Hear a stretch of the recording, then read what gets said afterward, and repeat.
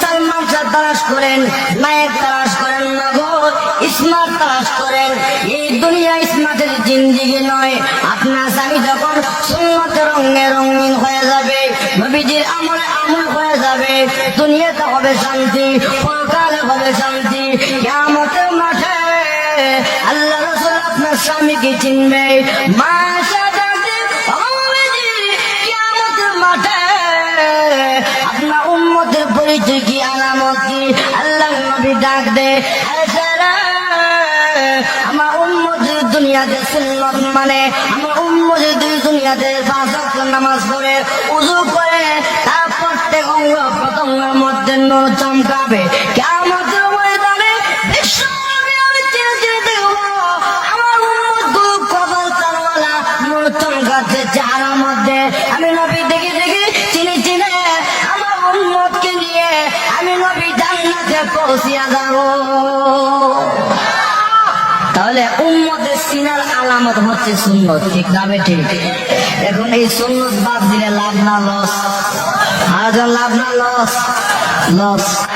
মা বোনেরা, তুমি তোমার স্বামীরে উৎসাহিত করো দিনের প্রতি, তুমি সেই দিনের জন্য তাকে অবহেলা অলসতা করো, তাহলে তুমি কিন্তু কিয়ামতের ময়দানে দায়ী হইতে হবে। আল্লাহর কসম, বিশ্ব নবীর এই সুন্নতের সঙ্গে ঠাট্টা মস্করা করলে তুমি কিয়ামতের ময়দানে আল্লাহর কাছে করতে হবে। যেখান থেকে আল্লাহর নবীকে প্রাধান্য দিতেন, যখন মারহাবা কি প্রাধান্য, আল্লাহর নবীর পত্র দিল, এক যুদ্ধে যেতে হবে, হুযায়ফার কাছে পত্র লিখেছে,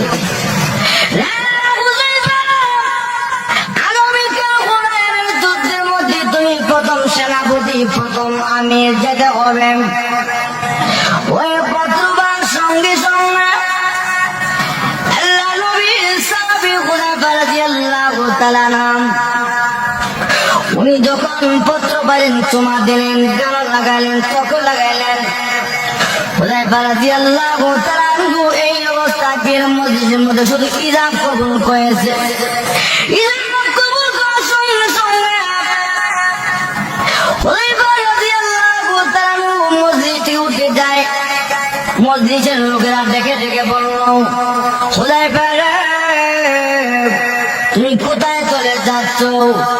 আমি চলে যাচ্ছি, বিশ্ব নবী, মায়ার নবী, রহমতের নবী আমাকে পত্র দিয়েছে, আমি আর বিলম্ব করতে পারি না। রে হুযায়ফা, নবী সুন্নতি যাবে, বিবিকে দেখে যাও, স্ত্রী দেখে যাও না, বিশ্ব নবীকে উনার সঙ্গে আমার বেয়াদবি করা যাবে, অন্যায় হয়ে যাবে। আমি যদি বিলম্ব করি আর নবী যদি বিরক্ত হয়ে যায়, আমি হুযায়ফা জীবন ধ্বংস হয়ে যাব।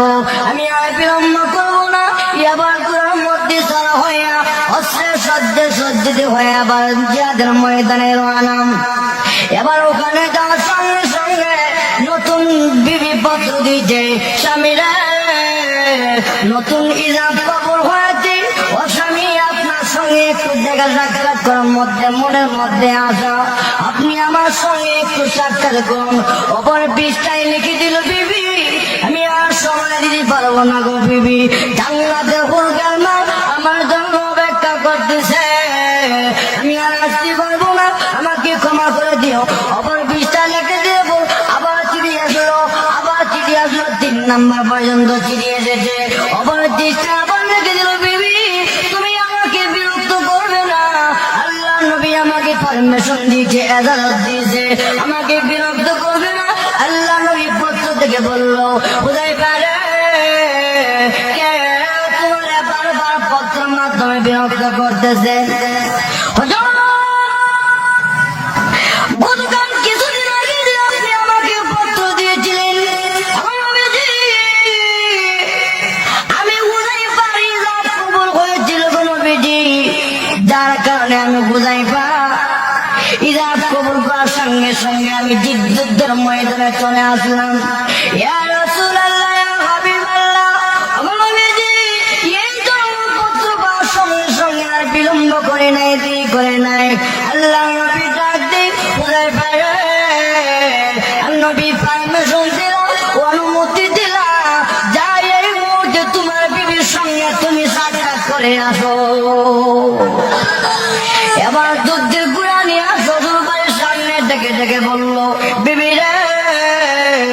বলার পর এবার বাড়ি কিনা দাঁড়িয়ে দাঁড়িয়ে বলল স্বামী, আমরা জানি মুজাহিদরা যুদ্ধে যাওয়ার আগ মুহূর্তে দোয়া করলে দোয়া কবুল হয়। আমি শুধু দোয়া করবো, আপনি শুধু আমিন বলবেন। উনি বলল প্রয়োজন হলে আমি আমিন বলবো। এবার স্ত্রী দোয়া করলো, প্রভু গো, নতুন বিয়ে হয়েছে, দেখা সাক্ষাৎ হয় নাই, আল্লাহ যুদ্ধের ময়দান থেকে আমার স্বামী ফেরত এনেও।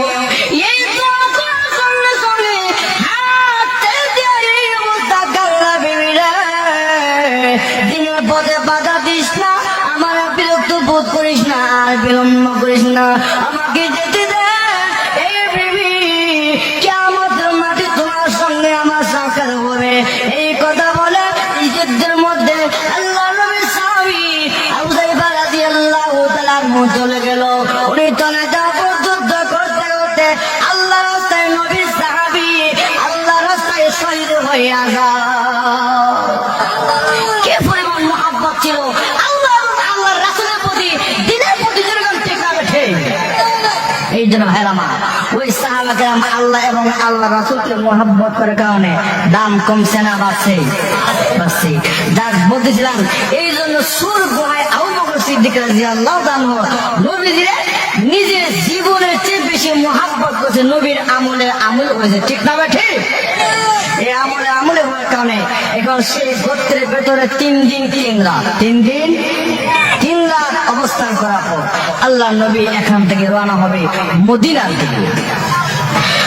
এই অবস্থা একজন বেঈমান কাফির সুরাগাম আল্লাহ নবীকে ফলো করে নবীজির পেছনে পেছনে আসে আক্রমণ করবে। আল্লাহ নবী ডাক দি, প্রভু গো, জালিমের জুলুম থেকে ইবাদত করো।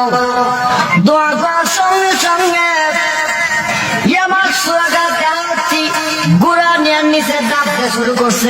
সুবহানাল্লাহ, নিচে ডাকতেছে।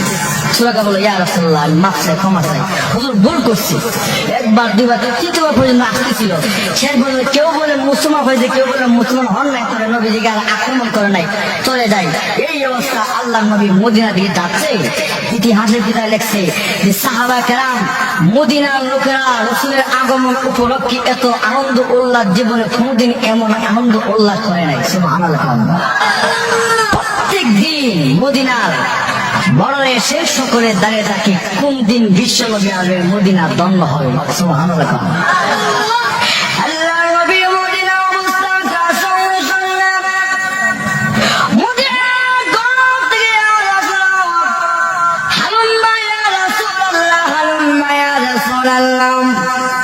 ও নবীজি, আমার ঘরে আসেন, আমার ঘরে আসেন। আল্লাহ নবী ডাক দেয়, এ মদিনার লোকেরা, আমি নবী কার ঘরে যাব? এক ঘরে গেলে অন্য ঘর মলিন হবে।